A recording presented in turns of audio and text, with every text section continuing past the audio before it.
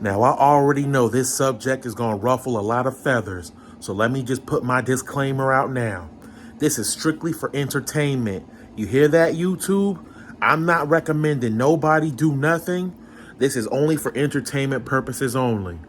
Now, look, let's say you're a felon like me, and you can't legally own a firearm. Let's say you live in a state in which you can't own a firearm. Shit. Let's say you can own a firearm and the state you're in allows you to, but you just don't want a gun for one reason or another. Maybe you're not trying to deal with the paperwork and all the legal shit that comes with it. I recently picked up a new self-defense for everyday carry. And keep in mind, I'm only talking about everyday carry. I'm not talking about home defense. Because my personal opinion, if you're in your own home, keep what you want. But I'm talking about for people who can't carry guns on them and people who want to have something on them and carry it every day. That's what I'm talking about. I'm not talking about home defense. All right, so here it is. The Humorex Glock 17 Gen 5 semi-automatic paintball gun. Forgive all the grease and stuff on it. I just oiled it and there's still some excess grease dripping off. But obviously I made a couple upgrades. I upgraded the grip, put a laser on it. Now, people are gonna say that this isn't adequate for self-defense. There's gonna be people that say you can't use this, you're gonna get yourself killed. And that's what I wanna address in this video. Here's what people need to understand. There have already been situations in which people have used things like this to defend themselves successfully. The T4E line have pepper ball guns, like there's the TR50, which I'm a fan of. The only thing I don't like about the TR50 is that it doesn't look real enough. Like, when you're using something like this for self-defense, the one thing you need to remember is your bark is going to be worse than your bite.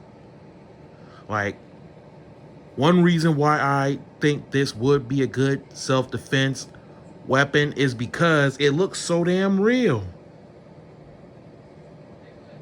And now, hold on. Let's do the safety check for all you freaking safety Nazis out there. Nothing in it. Obviously, it doesn't have anything in the chamber. Nothing in there. Look, something like this is going to be used for special situations. Just like a real firearm, you're not going to use this for every single situation. But before we go any further, I want to say some shit right now. One, if you're going to use something like this for self-defense, stay away from those bullshit ass 43 caliber pepper balls. Because a lot of the time, what I've seen from the reviews and the research I've been doing is those things aren't effective. Most of the time, they won't even break open. Like if you hit somebody and they got a coat, or you just hit somebody, like the impact might not be hard enough for the pepper ball to open up. So you're gonna have to like either stick with the aluminum balls, or I heard there's like powdered steel balls, like wrapped in nylon or whatever the fuck. Like maybe try those out, but stick to the hardball game. Don't even worry about them damn pepper balls, man.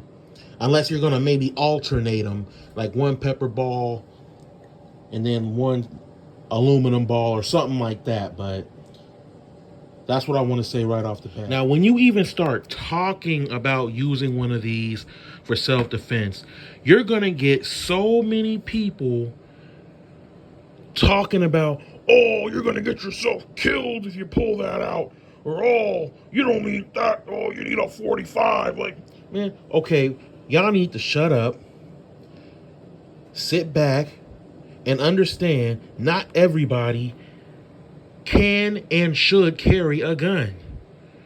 Like, even if you use your gun in self-defense, you could still end up in prison. I know. I did 3.5 years in prison for pulling a gun out on somebody in self-defense. Gun didn't even go off. So I know what I'm talking about, guys. I am a felon. I can't even own a real firearm no more. Keep in mind, I already know this is not the magical solution to your problem. You're still going to have to do your part. That's where your training comes in at.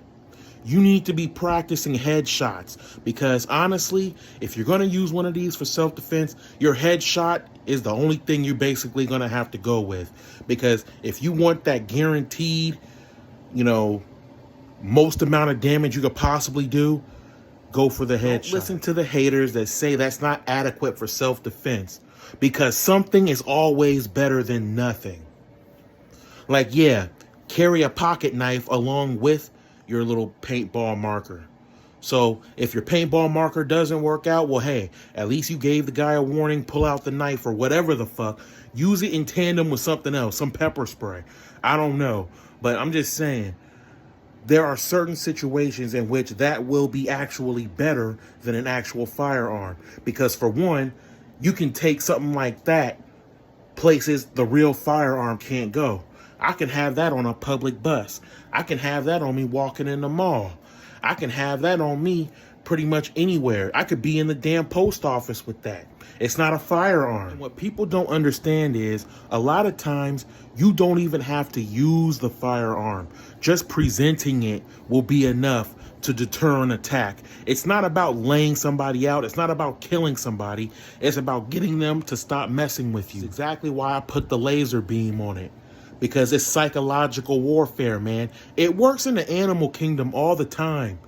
A lot of animals bluff their way out of situations. Just like a blowfish will puff itself up to seem bigger, shit like that. It works in the animal kingdom. It works for us. You might be able to bluff your way out of a situation. All you got to do a lot of the time, not all of the time, but a lot of the time, if you put the beam on somebody and tell them to get the fuck away from me, it's going to work. Now, there's going to be those times where it doesn't work, but I mean, it's not like you got a toy. This ain't no toy. You really can hit somebody. This will take your eye out. In every video I've seen of this gun being tested, not one person has been willing to get hit in the face. Not one person has been willing to get hit in the throat. Not one person has been willing to get hit with a metal ball. It's always been them pepper balls or maybe a nylon ball. Nothing serious. Now, of course, there are situations in which that is not the best tool. Like, for example, if you live a high violent life and you're drug dealing and doing whatever, yeah, you probably need a real gun, because you live a life where you're putting yourself in situations where you might need one. Or let's say you got people after you, you got enemies. Yeah, this ain't for you. Like, you need to fucking make better choices, do something. Because remember, if you use a real firearm, even if it's self-defense and you're completely justified, you still have to convince the jury. You still have to convince the judge.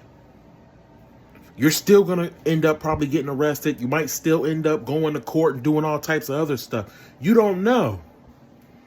Using a real firearm, that comes with consequences, man. Now, I did pay an awful lot of money for this Glock.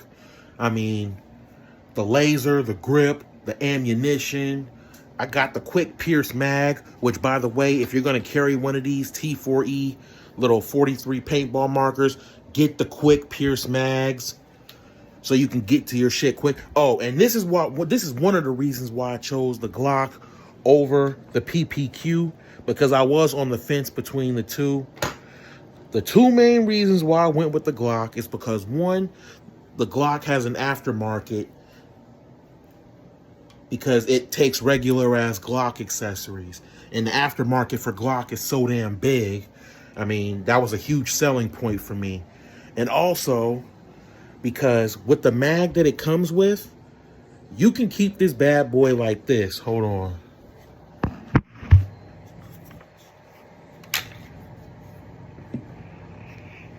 I got a CO2 in here right now. It's not pierced. But if I wanted to pierce it real quick, all I'd have to do is tighten that as far as it'll go. Go like this. Boom. Now I'm ready to go. So you can keep this bad boy just like this. And then as soon as you're ready to use it, boom. But it's better to get the quick pierce mag. Now, you can get those little 68 cal pepper ball launchers like the Brunner HD and all of that stuff. But that costs the same price as the Glock.